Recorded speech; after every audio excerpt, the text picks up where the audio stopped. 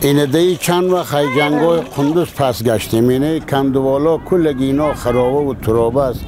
این همیجا دو فامیل دیجا زندگی میکنیم. خودم 65 ساله آدم. این دختره کم معیوب یک سیاسه رو میره به خانه کالا میشوه، بدیستوش یا 50 روپه یا 40 روپه میته. بابای گوشت نمیفهمیم که گوشت چی باید داره.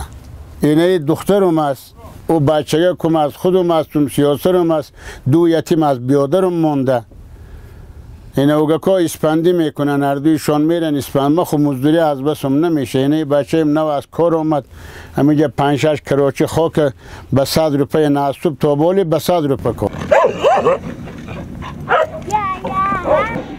من خودم که بتونم مساچوب میگیرم به همه قشلاقا کالا مالای کنه را میخرم. کسی همیتون میته، کسی میخرم او را میشویم میدوزم میبرم به پول خشتی 5 جوره 6 جوره سودا میکنم. مشکل این همی است که جای نیست، زمین نیست، حولی نیست، کرای اتاق وسوش نداریم.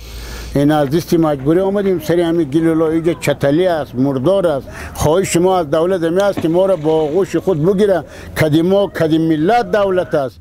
رای میتیم با پشتش به سری نماز دعا میکنیم که ما میگیم خدا کامیاب کنه. این گفتن ما همی است که خدا میکنه چاره ما مسکینا را بکنه دیگه.